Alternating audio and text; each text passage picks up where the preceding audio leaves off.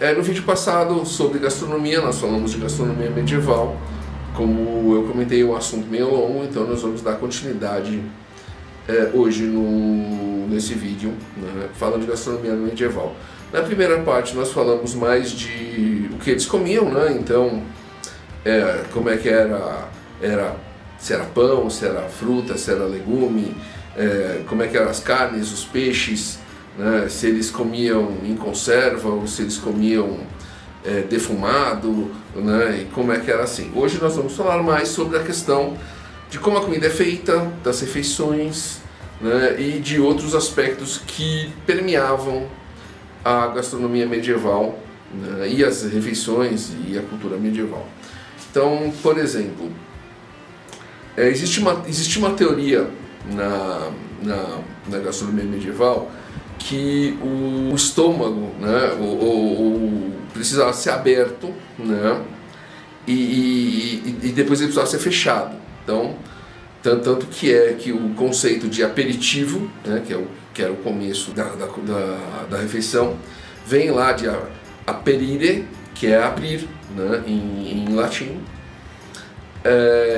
Então você tinha assim, o próprio conceito dos três pratos, entrada, prato principal e sobremesa, vem desse conceito de abrir, comer e fechar. Por quê? Porque da primeira parte, né, no aperitivo ou na entrada, você tinha comidas mais leves, né, não tão gordurosas, você tinha carne de frango, né, alguns vegetais, algumas frutas, alguns queijos, até bebidas, né, nós vamos falar até isso depois, que abriam o apetite, né? Depois você ia para os pratos mais pesados, mais gordurosos, as carnes, os assados, né, os ensopados, né? Inclusive você tinha esse conceito também de você comer uma sopa no início. Eu lembro que a vida toda, meu avô, por exemplo, que era italiano, ele sempre comia uma sopa antes da refeição. Não importa se era verão, se era inverno, tá quente, tá frio, tinha sempre um caldo de carne, um caldo assim, antes da refeição. É uma coisa que assim era tradicional, ele nunca mudou. Mas de qualquer maneira, e aí você tinha, né, então você tinha as carnes mais pesadas, os pratos mais pesados, misturando frutas, misturando temperos, né, assados, como eu falei, os ensopados, aquelas coisas que você comia com pão, no prato principal, e depois você fechava com a sobremesa, né? Na verdade, a própria ideia de sobremesa, o conceito em inglês dessert era tirar a mesa, né? Vinha do conceito de limpar a mesa, e não era o que nós conhecemos hoje.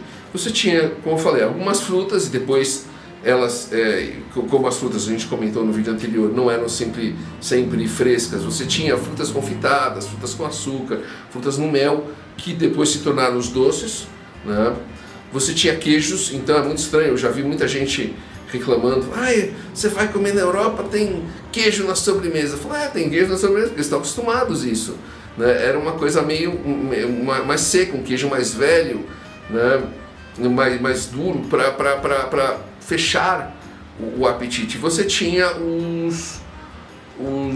as bebidas que você tomava, que eram os bitters, né? Aquelas bebidas amargas que ajudavam a digestão, eram os digestivos.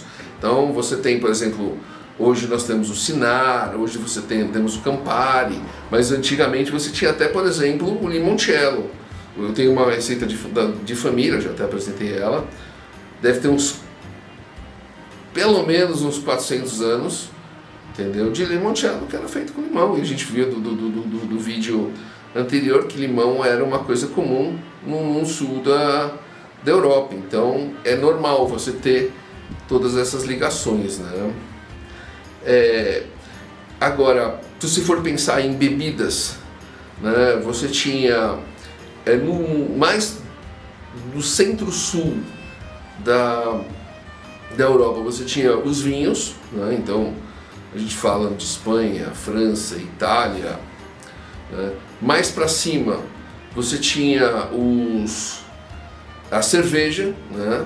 Então você pode ver que até existe uma tradição até hoje, né, nas regiões França, Espanha, Portugal, Itália, são países comuns de ter, né, vinhos famosos, né, grandes vinícolas, e mais para o norte, Alemanha, Holanda, Inglaterra, era uma região que tinha mais cervejas. E até hoje você vai ver várias cervejas famosas, você vai ver são holandesas, são alemãs. É uma tradição que se mantém. Até você tem a escola inglesa, né, com as stouts e as ales, que são diferentes. Então tudo isso era tradicional e veio desde a Idade Média. Claro, você tinha o hidromel, bastante famoso nas histórias de fantasia, né, que era um fermentado de mel de origem ali de Roma, Grécia, né, mas também é comum ali entre os normandos, os vikings, mas você tinha ela tanto embaixo como em cima, né? E depois você começou a trabalhar esses destilados para fazer bebidas mais fortes, que são esses digestivos, né? Então, como eu falei, são os Campari, e outros, como o próprio Limoncello, o conhaque, que é um destilado de vinho, né? Vários outros, você tem a Aquavita, né, lá em cima, então tudo isso, quer dizer, veio mais tarde, terminou até sendo criações caseiras, né, consideradas remédios. Então aí é uma informação interessante. Muitas vezes as pessoas tomavam muito bebida, essas bebidas mais fortes consideradas como remédio. Então isso é normal, assim, é uma curiosidade que é interessante dentro da sua história, né, porque é uma coisa que era real, né? E como eu falei, o conceito de preparação de comida, como é que era a preparação de comida? Sempre em fogo aberto. O que é fogo aberto? Fogo aberto a gente pensa assim, lareira, era lareira, mas a lareira muitas vezes ela era aberta, ela não tinha, ou era um fogão, como a gente conhece fogão a lenha, mas sem aquela proteção de ferro, né? O caldeirão ia ali em cima, né? Existia panelas ou caldeirões dos mais diversos tamanhos, inclusive os caldeirões grandes, eles às vezes eram usados para cozinhar várias coisas ao mesmo tempo, né? Você fechava elas em outros jarros, em outros potes, colocava ele dentro, então você tinha vários cozidos divididos, o caldeirão era dividido em várias partes e você cozinhava várias coisas de uma refeição ao mesmo tempo, né? Como eu falei no meu primeiro vídeo de gastronomia, você tem, por exemplo, isso você não era muito comum na Idade Média, até porque, como eu falei, a Idade Média, a primeira parte foi meio feudal, você não tinha cidades, e quando você tinha cidades, isso não necessariamente acontecia, mas, por exemplo, na Idade Antiga, você tinha os fornos públicos, então a pessoa preparava a comida que ela queria, né, estava ali toda pronta, ela só ia lá, em vez de gastar a lenha dela, né, ela ia lá no forno público e eles faziam e levavam para casa, né? Por quê? Porque exatamente por causa disso, por exemplo, porque você gastar muita lenha, não era normal, então assim, você tinha que economizar o máximo de lenha possível, então assim, se você estava numa cidade, você podia fazer isso, né? Ou você pode colocar essa tradição na sua cidade ou em algumas cidades suas, né? Mas, por exemplo, uma tradição, na verdade é uma tradição que dura até hoje, né, ela se mantém. Por exemplo, você vai em alguns lugares da Europa, no inverno, você pode comprar na rua tem umas barraquinhas, né, as pessoas vendendo castanha assada, né? Então você ia lá, pega a castanha. Na verdade não é muito diferente, a gente chegou a ter aqui no Brasil uns carinha vendendo uns amendoim no trânsito, assim, com umas latão, assim, tava meio quente. Eu não sei se pegou, acho que não pegou, lá ainda tem isso, mas existia na Europa medieval uns fornos pequenininhos, né, feitos com roda, e as pessoas iam lá andavam com eles pelas ruas, vendendo torta, Então, né, que como eu falei no vídeo anterior, a torta era um alimento completo, porque ia ter vegetal, ia ter carne, ia ter massa, né? A pessoa comprava lá um pedaço ou um pastelão, assim, uma torta menorzinha, fechadinha nela mesma, né? Então, se eu for para pensar, são os primeiros food trucks da história, né? E você pode agregar isso na sua história, seja ela uma história de fantasia medieval, seja ela uma fantasia, uma ficção histórica, e é interessante, né? Porque você, de repente, mesmo que a pessoa não saiba, às vezes ela está pesquisando e fala, isso aqui eu vi naquela história, então tem todo esse ponto de dar uma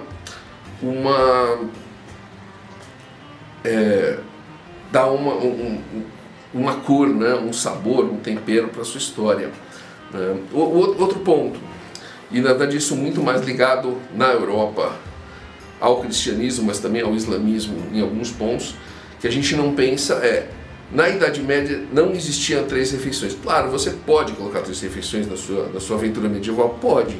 Na sua ficção histórica, não. Eram 2 refeições, era o almoço e a ceia. As pessoas não comiam no café da manhã. Isso até tinha a ver com o cristianismo, porque comer 3 vezes podia ser considerado gula. Então tem todo esse aspecto ligado à igreja, né?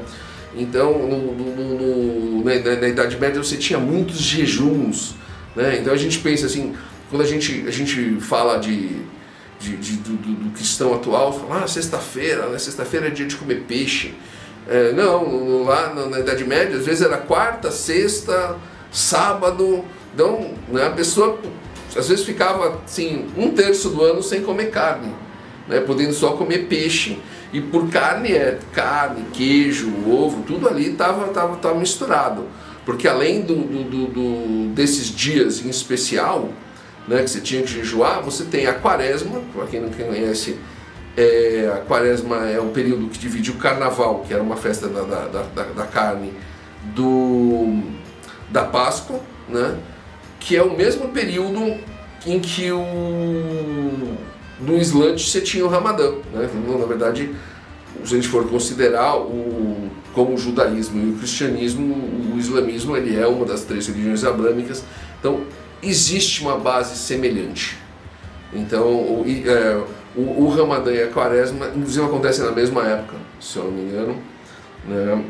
E você não poderia comer nada. Então não é que são 46 dias, se eu não me engano. Você fica 46 dias sem comer. Claro que não, ninguém fica 46 dias sem comer, mas você não podia comer quando o sol estava no céu. Então você podia comer muito de manhã, né?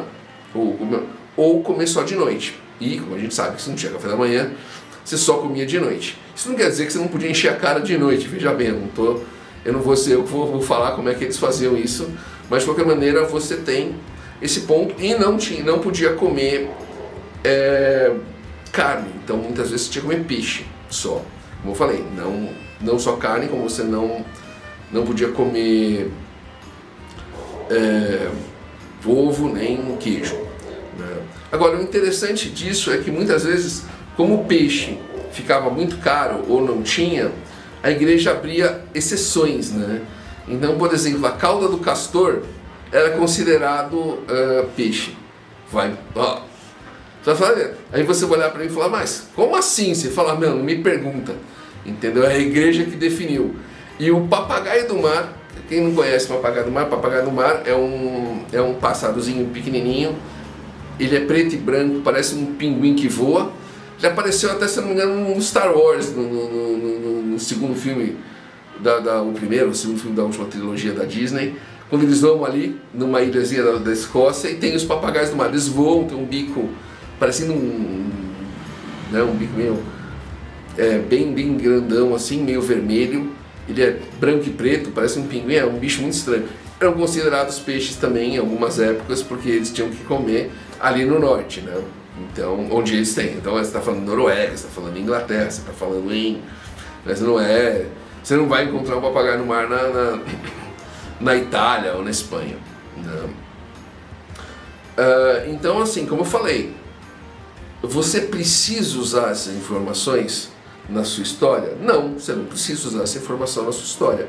mas você ter acesso a essa informação, então você criar uma parte, você está criando a religião do seu mundo, você considerar elementos que possam determinar um período de jejum, né?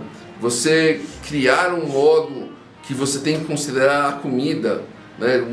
Como você vai comer, então do aperitivo, do prato principal e da sobremesa, você ter ou não um conceito de café da manhã. Eu vivo comentando, cara, se você não tem café do seu mundo, não é café da manhã, desde jejum. Almoço e ceia, normalmente se chamavam mais ceia do que jantar, né?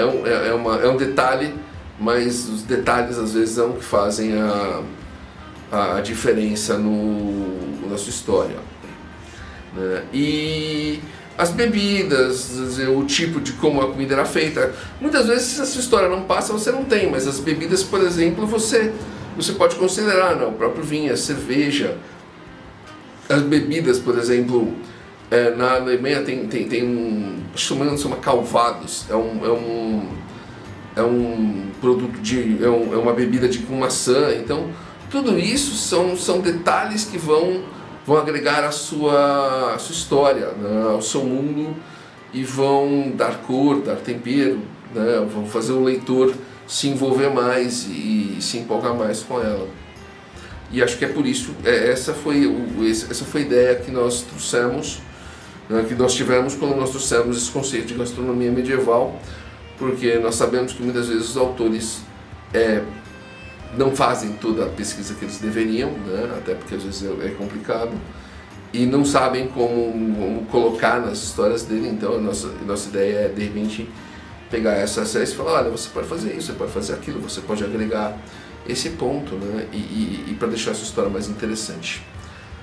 Espero que esse final da gastronomia medieval tenha sido interessante, né? Como eu já disse no vídeo anterior, se você gostou, dá um like, compartilha com seu amigo que está escrevendo uma fantasia medieval, uma ficção histórica, né? E nos segue, né? Vamos vendo nas redes sociais, né?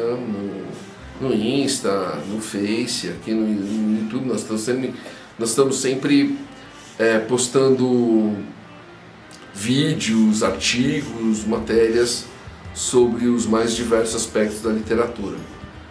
Então é isso, espero que vocês tenham gostado e até a próxima.